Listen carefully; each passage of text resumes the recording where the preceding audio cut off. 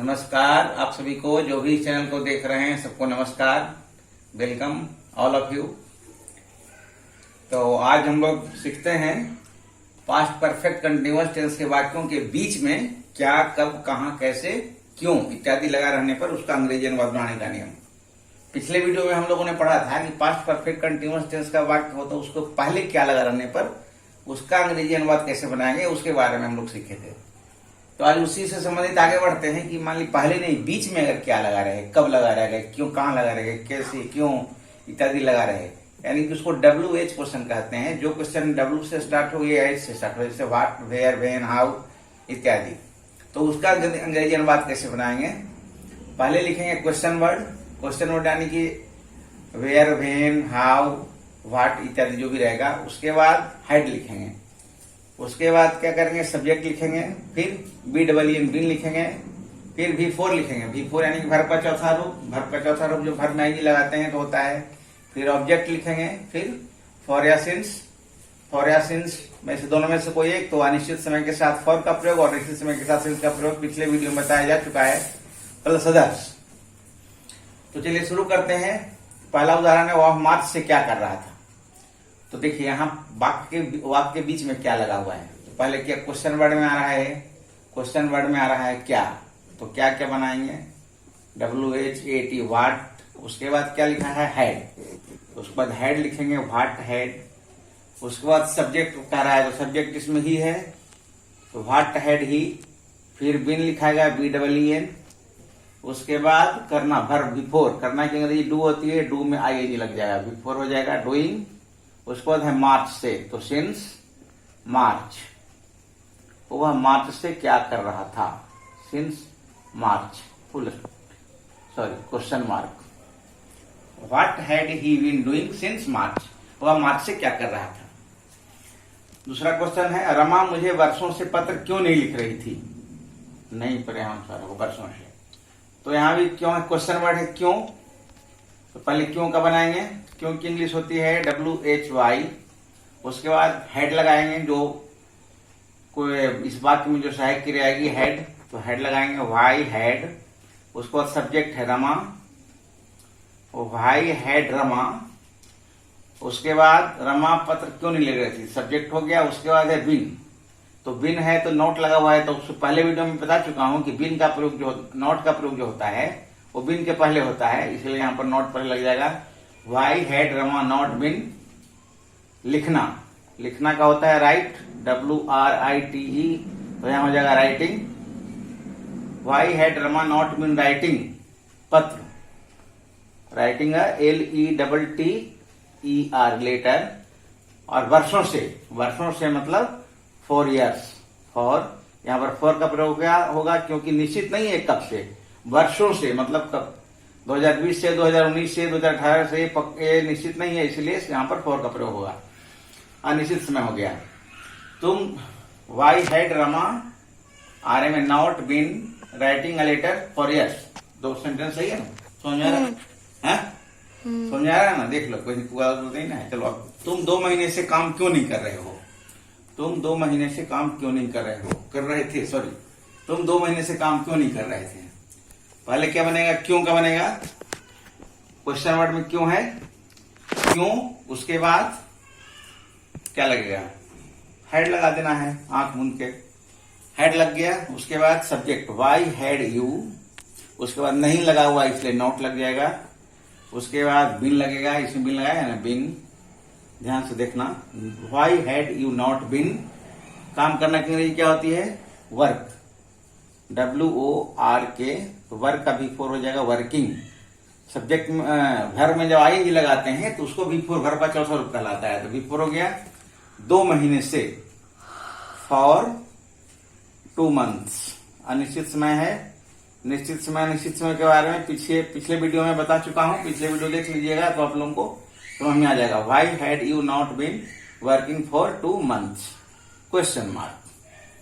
अब आगे बढ़ते हैं। वे लोग 2022 से 2022 ईस्वी से स्कूल क्यों नहीं जा रहे थे। फिर आएगा वाई, WHY, क्यों का बनेगा, क्वेश्चन वर्ड है क्यों। फिर हेड आएगा, अब समझ में आ गया मुझे लग रहा है, चलो बनाओ तुम। Why had they why had they, THEY, subject हो गया they. not not, very good. उसके बाद been बिन लगेगा, ठीक है। going जाना का गो में आई लग गया, going, to school? Very nice. Going to school, यहाँ पर फॉर होगा कि सिंस होगा? Since सिंस होगा, क्योंकि निश्चित समय हो गया, पॉइंट ऑफ टाइम हो गया, है ना। SINC, since 2022. 2022, question mark. एकदम सही है। वह वर्षों से कहाँ रह रहा था, तो पहले बनाएंगे क्वेश्चन वर्ड में कहाँ रहा है, तो कहाँ का क्या होगा? WHERE, वेयर, फिर हेड लग जाएगा, फिर सब्जेक्ट में हो जाएगा ही। रहना की अंग्रेजी क्या होता है? लीव, नहीं सॉरी, बीन आएगा ना। वेयर हेड ही सब्जेक्ट के बाद बीन आएगा, BEEN, बीन। उसके बाद रहना का LIVE होता है, तो उसमें जिस क्रिया के अंत में ई होता है उसमें अगर ING लगाते हैं तो ये हट जाता है।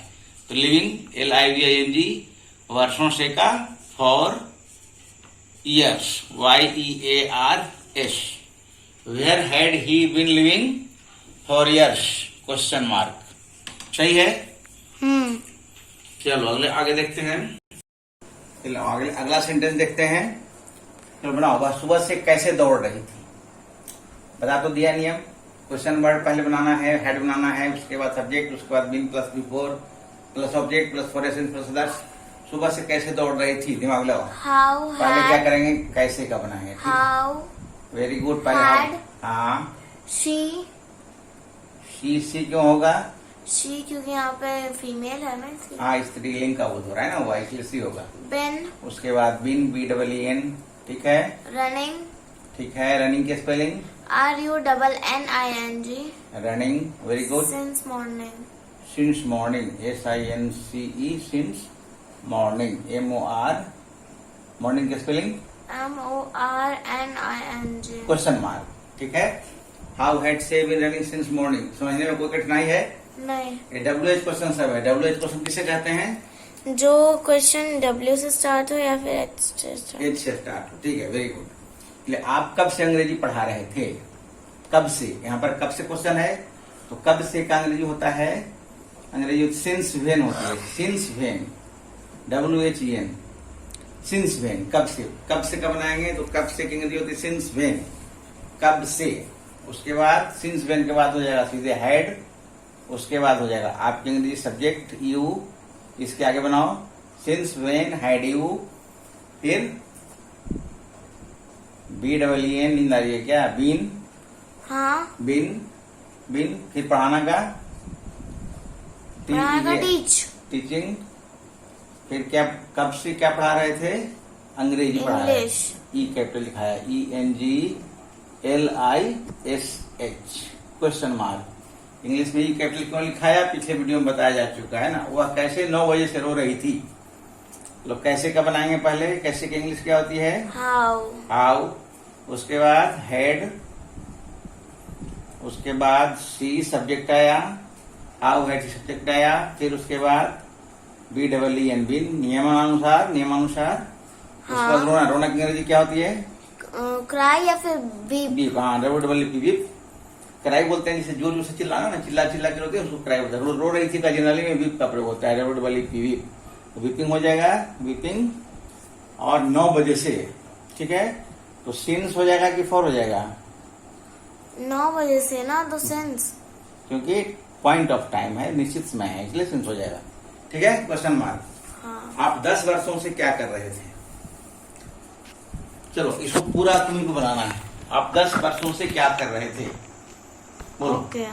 व्हाट एकदम सोच के बोलो, सही व्हाट से। हैड हाँ, यू गुड, बीन ठीक है। Doing since 10 years, for 10 years, for 10 years, ठीक For है। 10 years. इसमें मिस्टेक हो रहा था ना अभी, हाँ, हाँ, अभी सही हो गया, एकदम समझ में आ गया। आ गया। व्हाट हैड यू बीन, क्या कर रहे थे, व्हाट एक क्वेश्चन वर्ड हुआ, फिर उसके बाद हेड लगा, उसके बाद सब्जेक्ट लगा, फिर बिन लगा, फिर बिफोर लगा, फिर फॉर या सिंस में फॉर लगा, फिर 10 ईयर्स, 10 वर्षों से। एकदम समझ आ गया। अब मैं कब से गाना गा रहा था, चलो इसका बनाओ। कब से की अंग्रेजी क्या होती है? Since when, SINC, since when, इसको याद कर लेना। कब से रहेगा ना तो उसको इंग्लिश बनाएंगे सिंस अलग वेन अलग।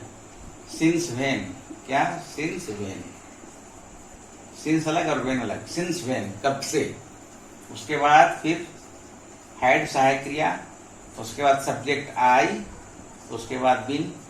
एक चीज ध्यान रखना है कि आई हमेशा कैपिटल लिखाता है। आई जब सिंगल रूप रहता है ना, आई जब सिंगल रूप में रहेगा हाँ तो हमेशा बड़ा अक्षर लिखाता है। अकेले रहेगा आई तब, ऐसा नहीं कि आयरन लिखा रहेगा, एरोन तो आई कैपिटल लिखाएगा। आई जब सिंगल रूप में कहीं रहे, चाहे वो सब्जेक्ट के बीच में रहे या सब्जेक्ट के पहले रहे, चाहे सब्जेक्ट के अंत में रहे, तो हमेशा वो बड़ा अक्षर में लिखा जाता है आई। तो since when had I been singing, SINGING, singing a song, SONG, question mark, इसमें कुछ हैगा। Since when had I been singing a song, मैं कब से गाना गा रहा था, टाइम लगा हुआ है, तो सब पास्ट परफेक्ट कंटिन्यूअस टेंस का वाक्य है। तो 10 बनाया है पास्ट परफेक्ट कंटिन्यूअस टेंस में, तो कुछ और बना लेते हैं। हाँ, तो आज हम लोग पास्ट परफेक्ट कंटिन्यूअस टेंस के बारे में वो पूरी जानकारी ले लिए।